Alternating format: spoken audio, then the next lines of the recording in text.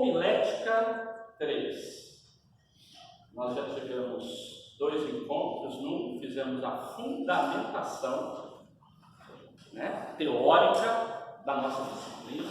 Na segunda trabalhamos os roteiros homiléticos. Agora nós vamos trabalhar algo a mais, que seria o quê? Depende do quê?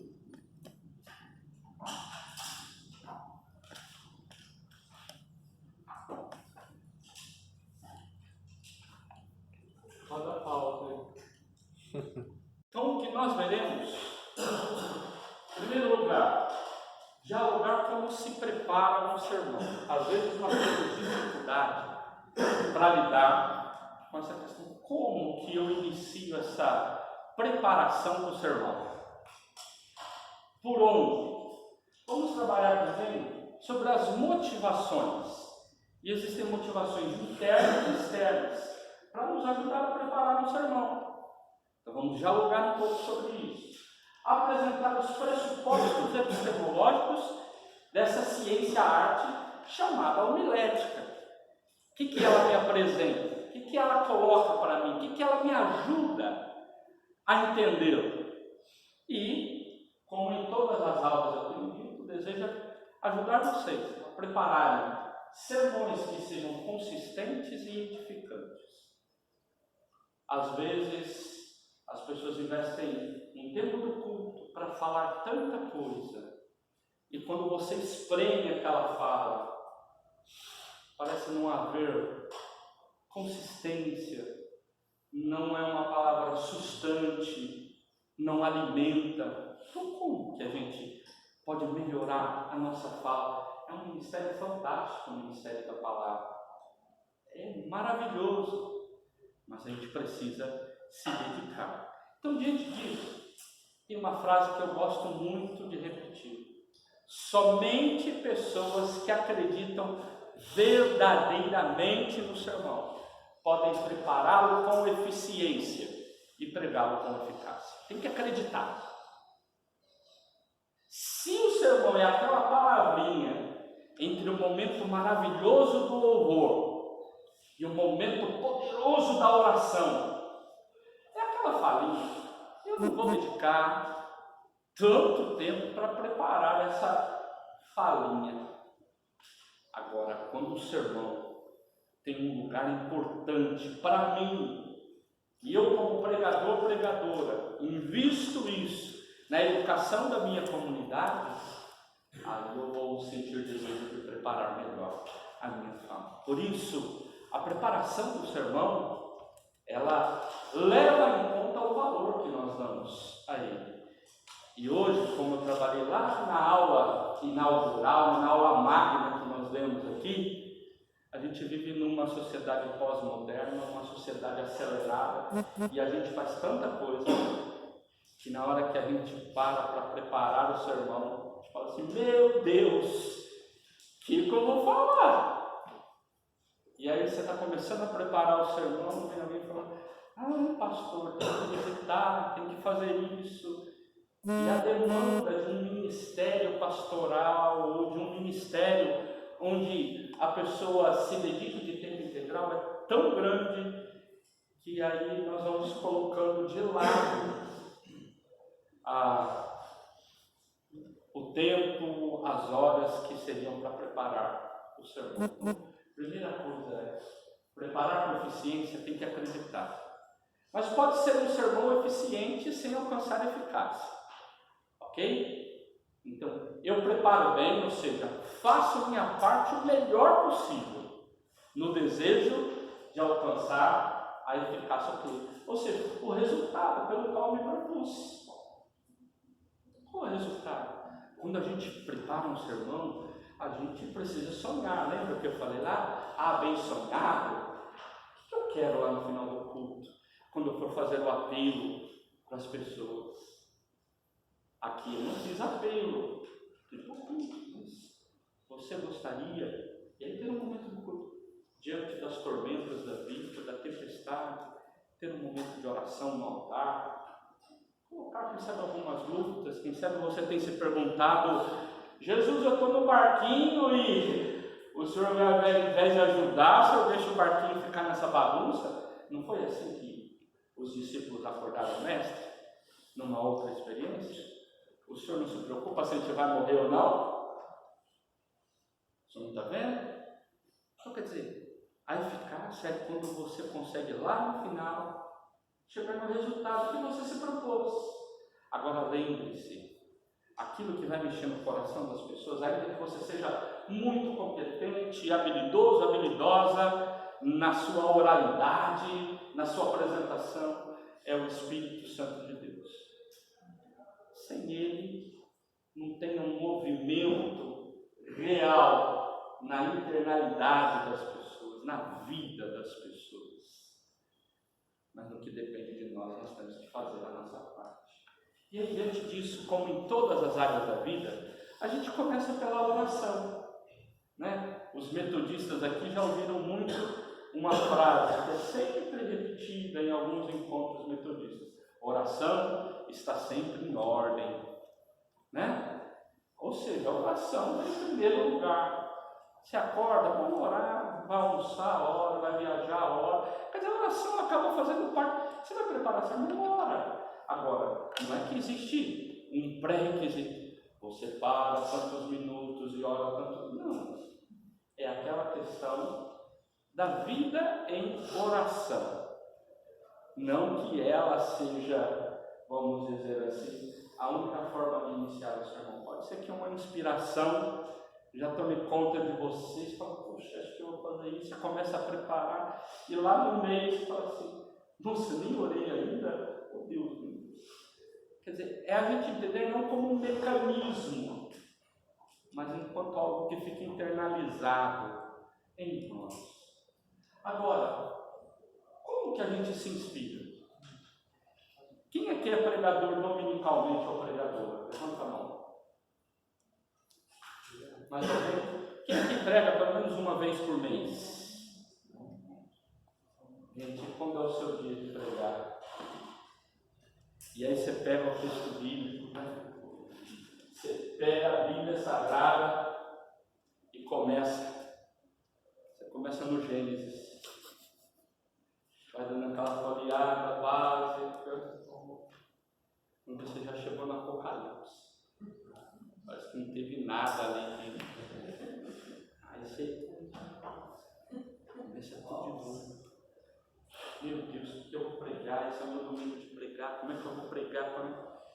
Infelizmente, muitas pessoas se utilizam apenas das motivações internas.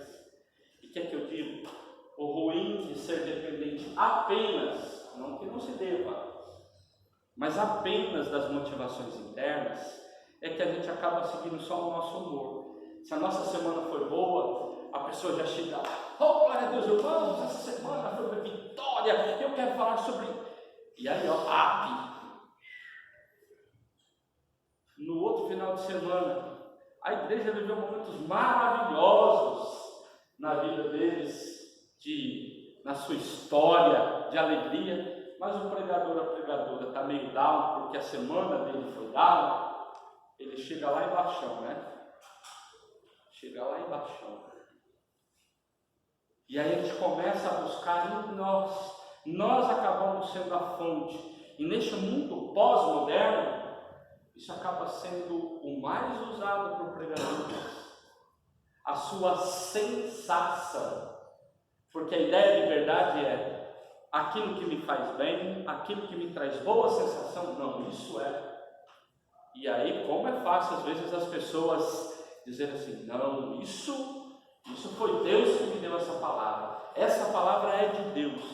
E aí, quem sabe, a gente perguntar quais motivações reais. Sermos sinceros conosco mesmo. Sermos sinceros com a nossa comunidade. Se muitas vezes não estamos ouvindo o nosso interior e dizendo, não é Deus falando. Então é necessário responsabilidade.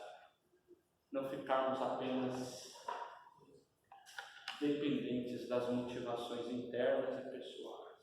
Há algumas possibilidades de motivação externa. Por exemplo, vocês viram com o professor João Gabi o uso do lecionário. Então aqui a faculdade, ela compila um anuário, onde no anuário ela trabalha o lecionário, trabalha também aqui o calendário litúrgico, o calendário institucional, quer dizer, e a agenda ainda. Agora, o que é o calendário litúrgico? O que é o anuário litúrgico? O que é o lecionário comum? Isso é uma construção histórica na tentativa de, em 3 anos, você contar a história da salvação. Então é uma questão pedagógica.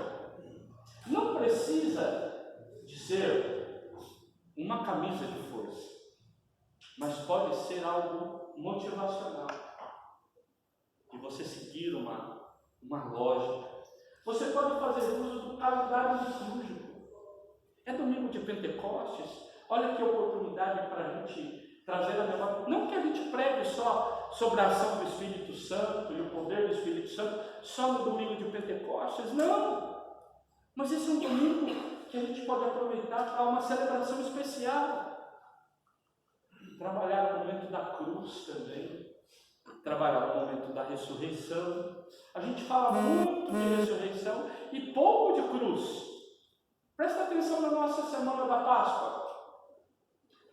A gente fala do Jesus que entra no domingo anterior, o domingo de Ramos, que entra sendo aclamado como rei. Depois a gente dá um pulo, como a gente muitas vezes não celebra a sexta-feira, nem a quinta. A gente chega no outro domingo falando direto da ressurreição. Mas e a cruz? Aquele tempo da cruz. Então, como que eu posso trabalhar melhor o calendário? Podemos levar em conta o calendário civil. Quantas datas nós temos que pode ser insight para a gente preparar uma boa palavra? Para a gente trazer uma palavra para a nossa comunidade? Calendário denominacional. Meus irmãos, nossa igreja está fazendo 2 anos, ou nossa igreja está fazendo 140 anos. Eu gosto muito de citar a questão do templo atual hoje da igreja de Piracicaba, da catedral. Porque historicamente ele tem algumas coisas muito interessantes. O templo, a pedra fundamental do templo, foi lançada no dia 7 de setembro de 1922. Olha que simbólico, 7 de setembro de 1922. E sabe que dia foi a inauguração do templo, aquele templo grandão?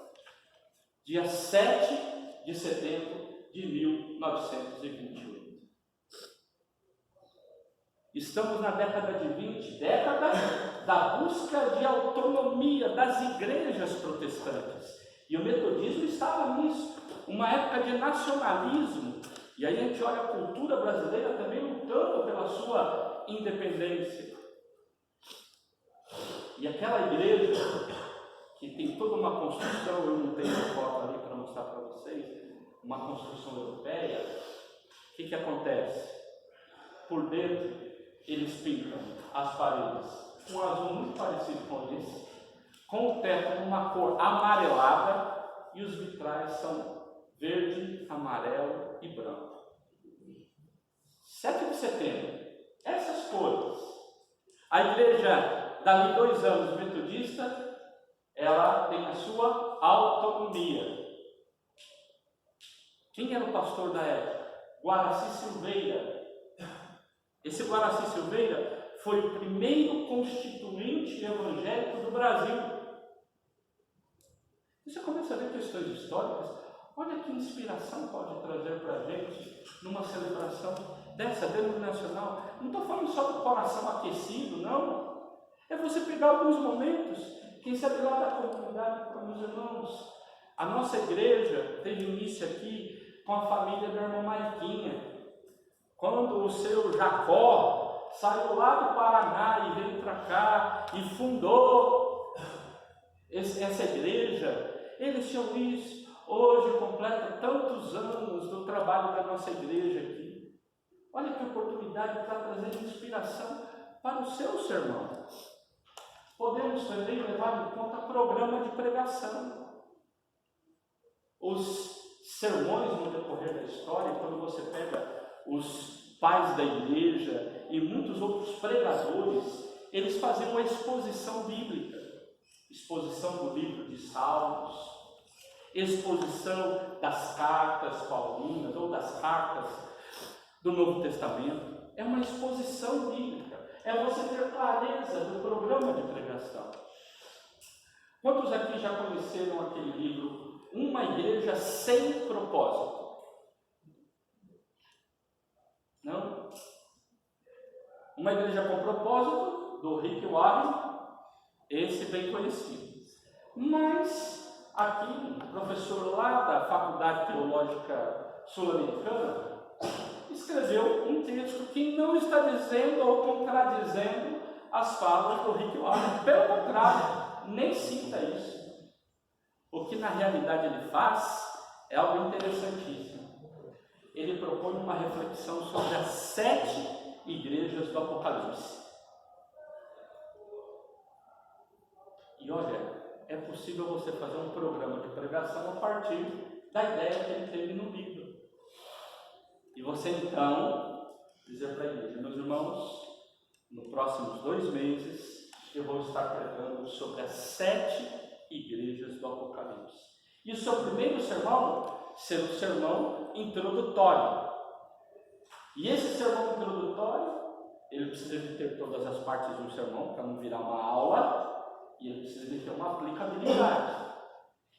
E aí, por que uma igreja sem propósito? Porque ele destaca nas igrejas do Apocalipse qual era o não propósito que aquela igreja tinha. Ele dizia, a igreja de Sardes não tinha o propósito disso. Por isso, Jesus chamou a atenção dela. Isso é você ter um programa de pregação. Ou dizer, vou pregar durante este mês na carta aos Efésios. Ou quero fazer um apanhado de provérbios bíblicos. Então, neste mês ou nesses próximos 2 meses, vou trazer. Isso é ter um programa, é ter clareza. Mas espera aí, eu estou lá no 3º domingo lá, tinha preparado uma palavra, mas no dia anterior faleceu uma pessoa muito importante da igreja, uma pessoa muito querida. A igreja está lá para baixo, a igreja está down.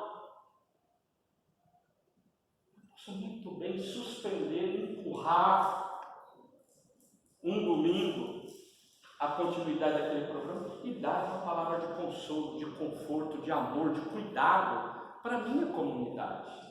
Isso aqui é pedagógico para quem prepara e pedagógico para aqueles que ouvem. Nós temos então um lecionário, é uma possibilidade. Uma coisa interessante de seguir o lecionário é que a gente começa a pregar em texto que a gente jamais pregaria. Porque a gente, como bons escritores bíblicos, né? Sabe que nós somos escritores bíblicos, né? A gente sempre compõe o 5º evangelho. O 5º evangelho é o nosso evangelho. A gente dá uma separada, isso aqui sim, isso aqui não. E tem texto que a gente jamais vai escolher pregar. Quando você é empurrado para ler, estudar, se aprofundar e pregar essa palavra, você consegue retirar lições importantes. Que desafio importante é esse? Nós podemos também, através das nossas Bíblias anotadas, comentários bíblicos da própria Bíblia, nos inspirar. Você está estudando lá, de repente vem a ideia de um comentarista, isso te ajuda. Eu gostaria de citar até alguns livros que já me inspiraram em sermões. No ano de 99, eu fazia um programa de rádio, e esse livro ali, Ocupado Demais para Deixar de Orar, ele mexeu muito comigo. Ele me inspirou a preparar alguns sermões e programas de rádio. Esse livro aqui, quantos conhecem o livro Gente Como a Gente, do Marcos Lucado? É fantástico, né? Porque a gente dá uma endeusada nos personagens bíblicos e ele vai lá só conta os podres da pessoa. E ele diz assim, é esse aí que Deus usou. Ele era gente como a gente. Então você faz parte de algo que tem pessoas imperfeitas como você. Filipenses, a Bíblia que Jesus lia, alguém já leu? Sabe o que mais me chamou a atenção? Quando ele fala do Jó. Eu fiz um sermão preparado a partir desse capítulo em que ele fala do Jó. Porque ali a forma como ele apresenta o livro de Jó, ele diz assim, o livro de Jó tem que ser entendido como uma apresentação teatral. Encosta para mim ali, Mateus. Sabe? Onde o comecinho do livro é o primeiro ato. Abrem-se as cortinas, há uma apresentação, depois fecha-se as cortinas, acabou o primeiro ato. Quando entra o segundo ato, que é o Jó, a família dele, os amigos dele, o resto da história, não teve contato nenhum com o primeiro ato. E aí ele vai trabalhando, como ele trabalha uma linguagem jornalística e não teológica, fica mais romanceado o jeito de ler, fica mais leve, né? Para ler. E aí você começa a olhar, de fato, se a gente não soubesse daquela conversa entre o diabo e Deus, lá do primeiro ato, provavelmente a gente agiria mais como os amigos de Jó do que como solidários, às vezes, que somos como leitores. A gente já parte do pressuposto de que aquilo ali era uma ação de Deus na vida do Jó. E a gente já sai chutando o pau da barraca contra os amigos do Jó. Então, quer dizer, inspiração. Dom Quixote de La Mancha, uma história bem conhecida, não sei se você teve a oportunidade de ler. Eu leio esse livro, é literatura, né, geral. Gente, eu tive inspiração olhando para a história do Dom Quixote e olhando para a história do Sancho Panza. Sabe que às vezes nós temos muito crente Dom Quixote, lê tanto a Bíblia, que começa a viver um personagem bíblico e sai fora da realidade. Essa foi a história do Dom Quixote. Ele leu tantas histórias, novelas de cavaleiros, que ele saiu fora. E ele vivia a realidade de uma novela cavalheiresca, mas não a história real. E ele precisava do Sancho Panza. O Sancho Panza, o fiel escudeiro dele, falava, mas senhor, aquilo não é moinho de vento, aquilo lá é moinho de vento, não são dragões. E quantas vezes a gente começa a enxergar torto, turvo, porque a gente dá uma escorregada na maionese, a gente fugiu da realidade, está fazendo leitura a partir de outros pressupostos. Me ajudou a preparar, a pensar. Paul Tillich, dessa grossura, amigo, né? Mas ele, inclusive, eu usei na primeira aula aqui, e eu já usei ele como citação do sermão, porque ele fala do método da correlação. Aquilo que nós pregamos precisa de ser resposta às perguntas das pessoas. Aquela revelação eterna que nós tanto amamos, ela precisa de ser aplicada à cultura das pessoas.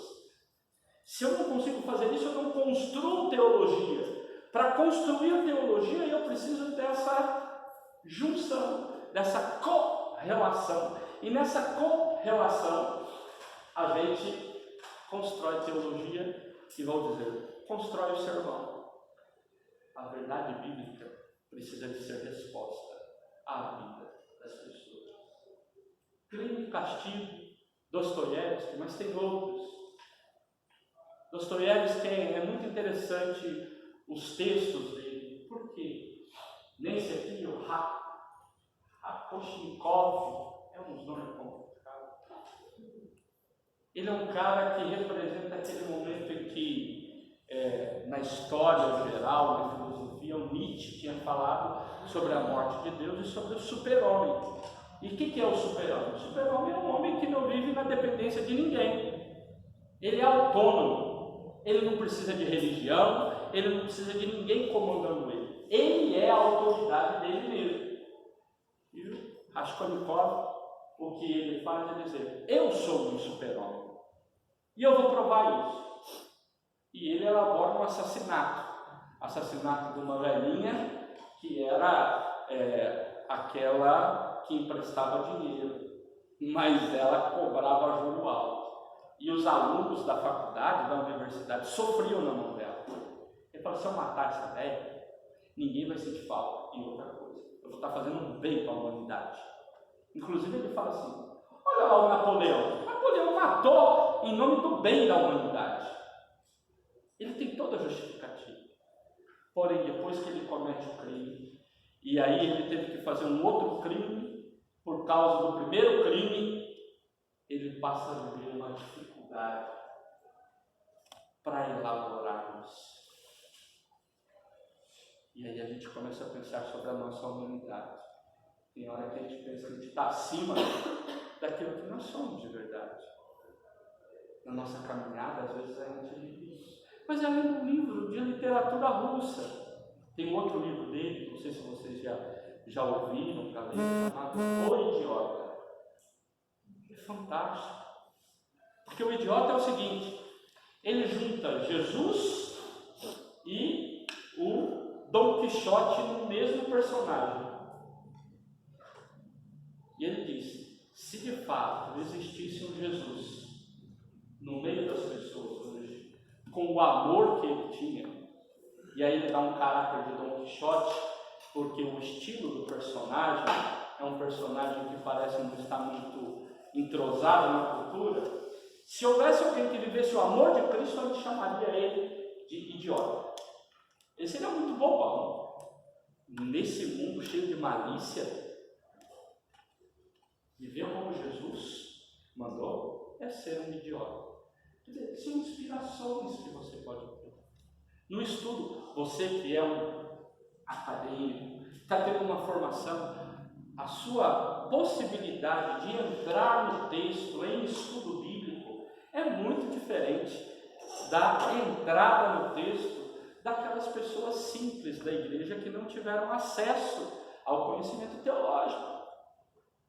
E aí aquilo pode te inspirar.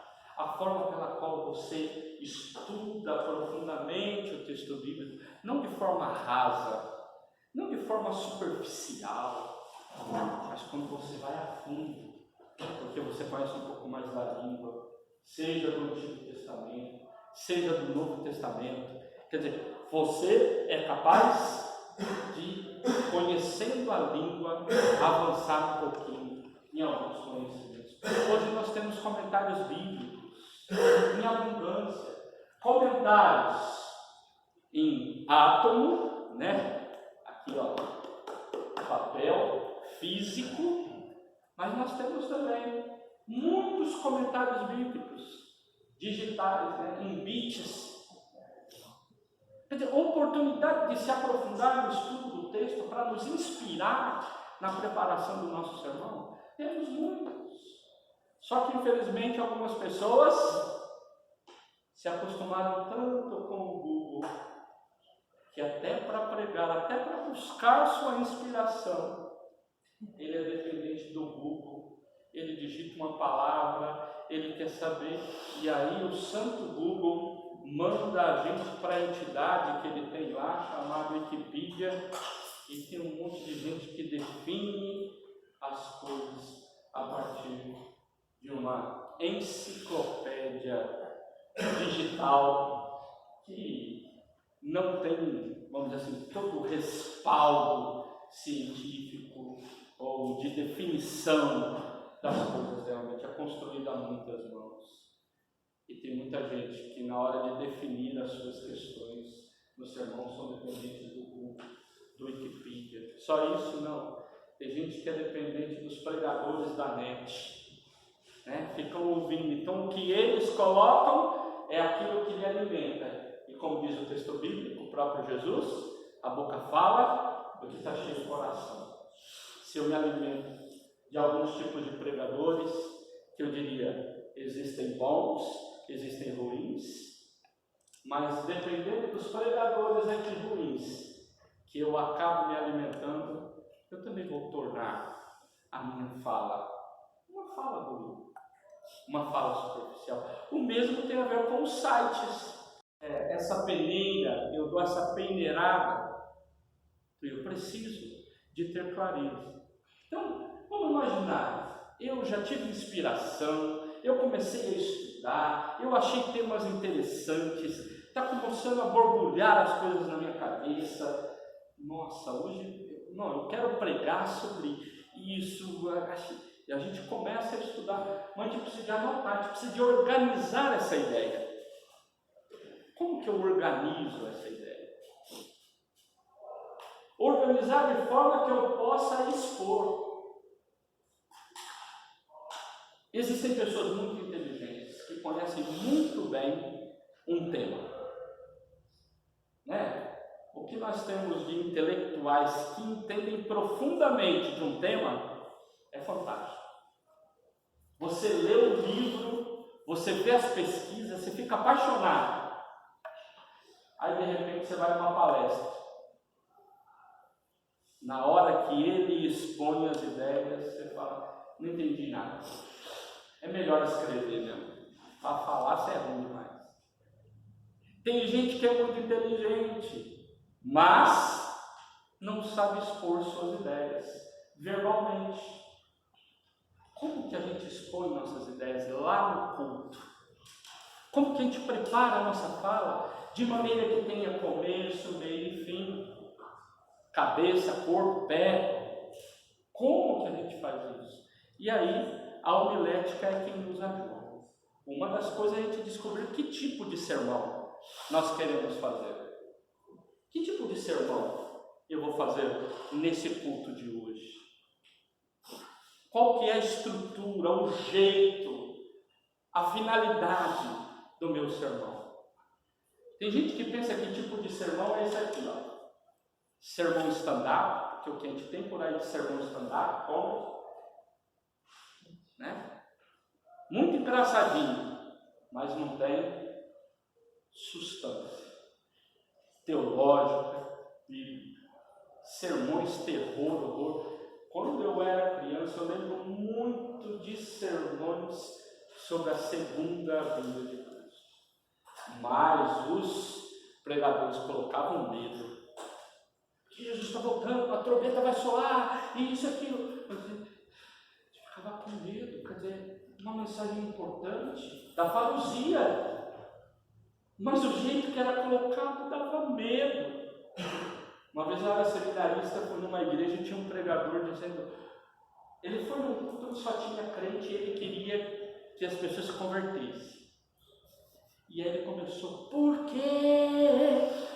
As portas do céu estão se fechando, e ele começa lá e fechando, e vai toda aquela liturgia para ver. Mas eu acho que ele lembrou que ele não fecha, né? Aí ele voltou e falou assim, mas eu não posso fechar essa porta. Você fica fazendo um terror na vida das pessoas. Drama. Pessoa que fica contando história dramática, muito mais do que reality show, sabe, conta a vida de um jeito, fica parecendo um reality show, sermão virtual, sabe, só tem boa palavra no Facebook ou em outros lugares, na hora que vai falar mesmo, anestésico.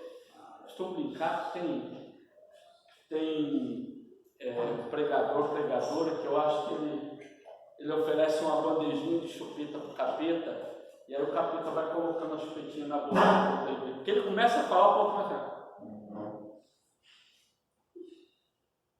é sonífero puro. Tá, tem sermão que dá sono, sermão que não tem gosto, sermão que fala o óbvio. O Senhor é meu pastor, aleluia. O Senhor, Ele, oh Senhor, Ele é pastor, aleluia. O Senhor Ele é. É ou não é? Ele é. Aí fica nesse, o Senhor é meu pastor, o tempo inteiro, você fala e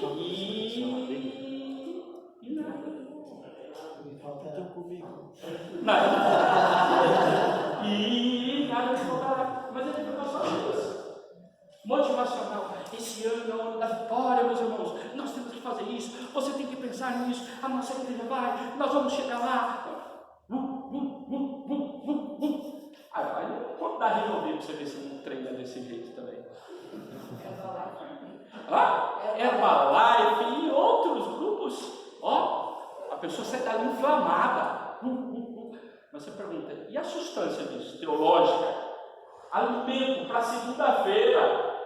Gente, tem coisa no domingo que é tão fraquinha que não sustenta a gente nem para começar segunda-feira. Nem para começar segunda-feira. Sermão marketing, porque a nossa igreja é a melhor igreja, porque o nosso tem, porque o nosso fica se autopromovendo um endomarketing, se elogiando, se auto-massageando enquanto denominação, sermão de autoajuda. Você pode, meu irmão, você é você, e você. Sermão espada, né? Cumprindo, frio e chato. Quem que aguenta um sermão desse? Chocolate, fala aquilo que o povo gosta. Aí nossa, é tão gostoso. Mas isso daí acrescenta, muda algo na vida das pessoas. Sermão chicote é engraçado como às vezes tem crente que vive muito esse aspecto aí do masoquismo. Acho que é isso. Porque olha, uma palavra de amor, aí chega o pregador ou o pastor mesmo, mas desce o sarrafo. Pá! Eu gosto. Aí chega na porta, eu gosto. Chega na porta e diz, nossa, o pastor hoje estava na unção, hein? Hoje o Espírito, peraí, gente. Precisa de autoavaliação. Precisa de avaliação. Que tipo de sermão a gente está falando daquilo? Não é isso que nós estamos falando, nós estamos falando de outra coisa. Nós estamos seguindo pressupostos epistemológicos da ciência e da teologia. Lembra que homilética é ciência e arte? Nós vamos seguir estes pressupostos. E dentro desses pressupostos, usar os referenciais da onde? Da homilética. Por isso eu trouxe alguns aqui que eu vou indicar para vocês. São pessoas da área da homilética que nos ajudam a entender essa importância. Começo com o Brodos. O Brodos, quando ele vai trabalhar esse tema do tipo de sermão, ele vai dizer, olha, existem sermões que a gente pode separar por assunto ou por forma. Se for por assunto, nós podemos agir da seguinte forma: separar como doutrinários, morais, históricos ou empíricos. Ele faz essa proposta. Olha quando que ele escreveu o primeiro texto dele. Ele era professor de homilética. Olha o ano.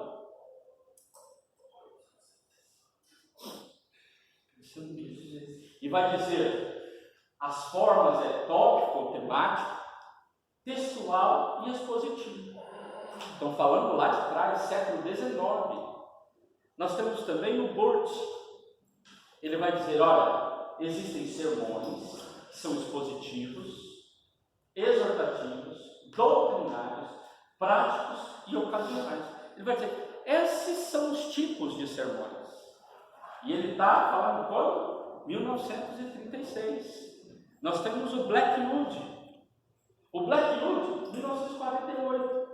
Ele vai apresentar. Vejam que na maioria deles, esses três estão dentro. Expositivo, textual e tópico. O tópico é, na realidade, quando a gente trabalha tema, é temático. James Braga. Então veja que eu tenho todos estes livros aqui. E não é livro que eu comprei agora porque eu sou professor, é de muito tempo atrás. São os livros que nos ajudam a compreender ministério tão importante, que é o ministério da palavra. E ele vai dizer também, tal como outros, expositivo, textual, tópico. Nós temos aqui o Lloyd Jones, Martin Lloyd Jones. Ele vai dizer que temos sermões evangelísticos, didáticos e doutrinários. Temos o nosso amigo Orlando Costas. Vocês já fizeram missiologia? Não? Provavelmente em missiologia a gente ouve um pouco sobre Orlando Costas. Ele foi um grande pastoralista da América Latina. O Orlando Costas, ele vai apresentar para nós o sermão enquanto querigma. A gente tem o sermão enquanto doutrina e o sermão enquanto pastoral. Quais seriam esses tipos? O que é querigma? Quem lembra lá do grego?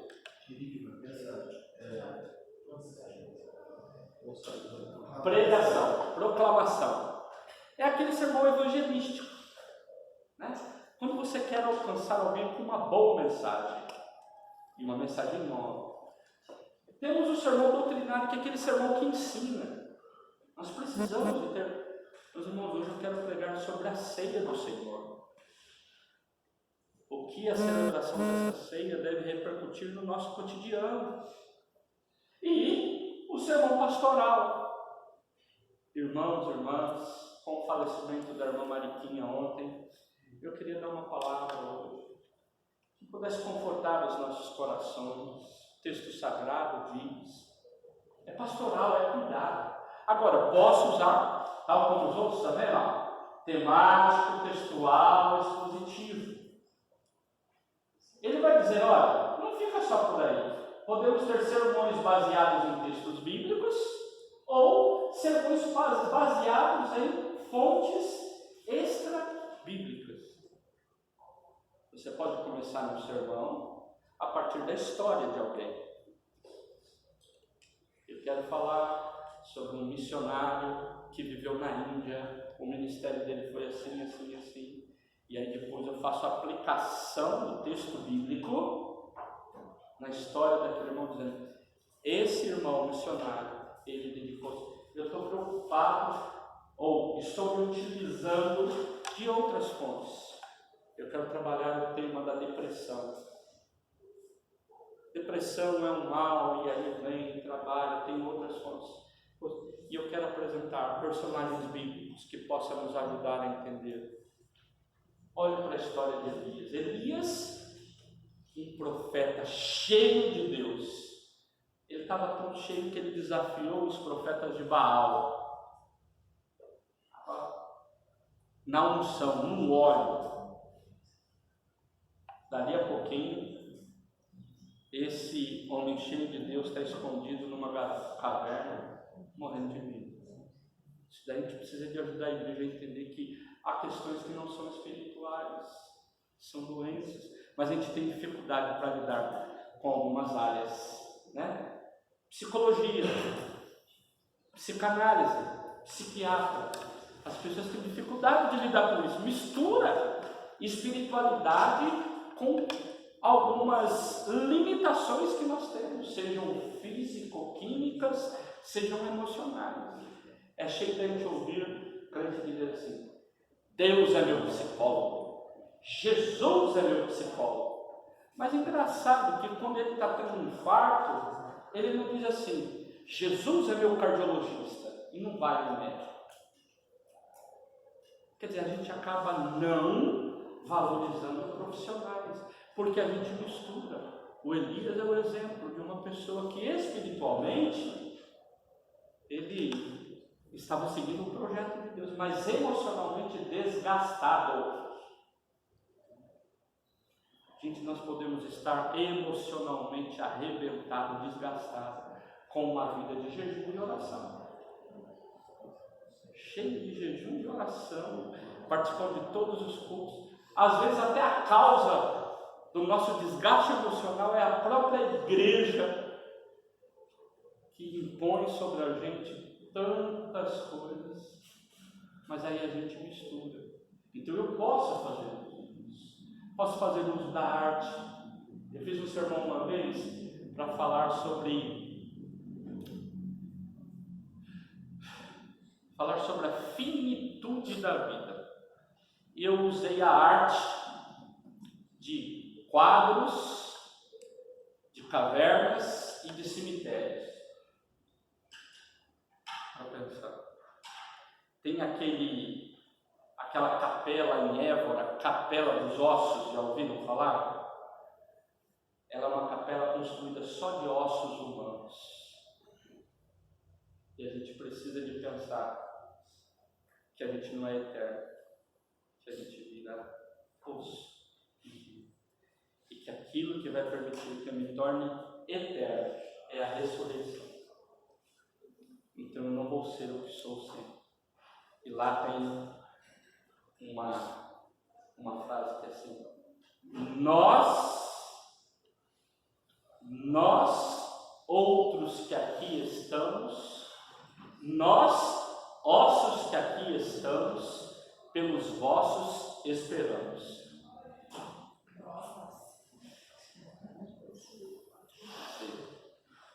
E a gente fala de arte, os nossos túmulos, os nossos cemitérios,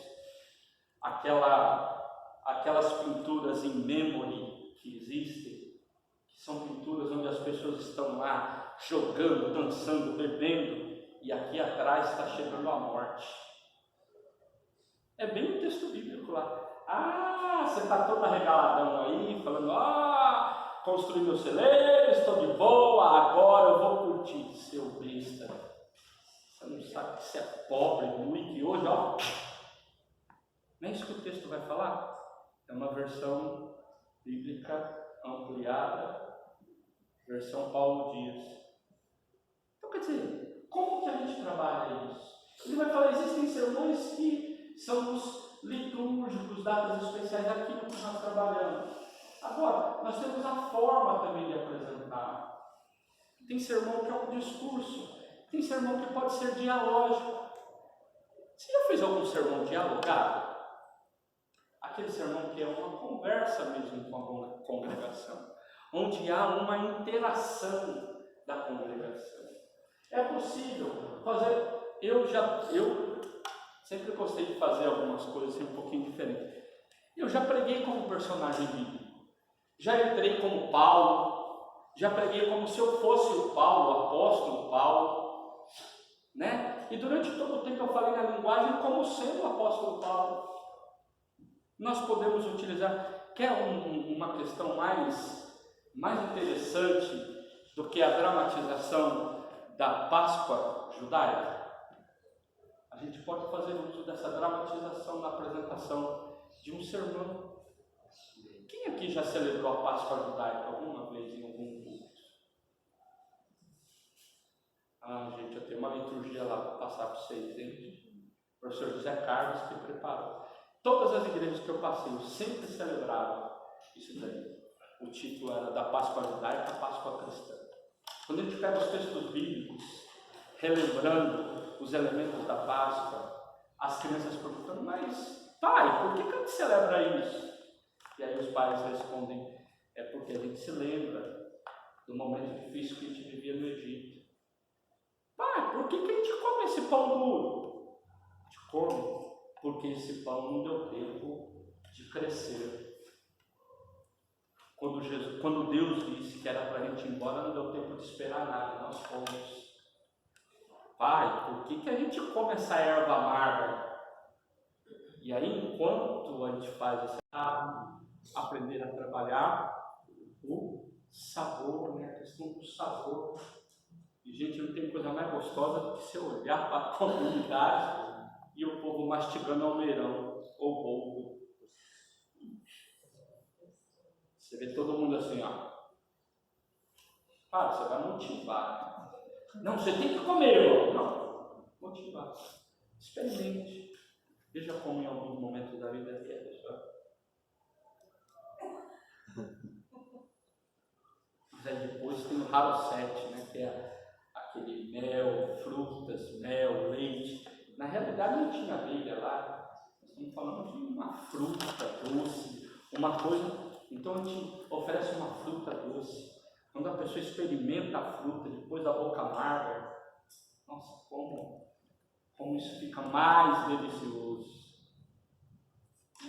Então a gente pode ajudar, é dramatizar. Quantas coisas a gente pode ser criativo? Você tem um outro aqui, Pablo Jiménez. O Pablo Jiménez, ele faz a seguinte divisão: expositivo, dedutivo, indutivo, narrativo, doutrinal, ocasional, né, ou de ocasião. Nós temos um bem contemporâneo, Gilton Moraes. Ele escreveu uma trilogia, e na trilogia dele ele fala, no primeiro livro, da pesquisa ao púlpito, o segundo livro, do púlpito ao ouvinte, e o terceiro livro é do ouvinte à missão. Muito legal essa lógica que ele trabalha. Robson Marinho, esse, podem ver que eu tenho todos esses livros aqui. Esse aqui, o legal é que ele é um que trabalha como que nós podemos, quem sabe, intervir de uma forma diferente nesse mundo pós-moderno. Ele trabalha alguns aspectos sobre o ouvinte pós-moderno. Inclusive, ele tem vídeos aqui. Então, vale a pena você investir numa literatura dessa aqui. Ele faz algumas reportagens sobre isso. E, então, vejam, nós começamos lá em 1800 e bolinha, chegamos em 2008. Nós temos clássicos, novos clássicos e contemporâneos. Eu coloquei manuais. Aqui só tem manuais.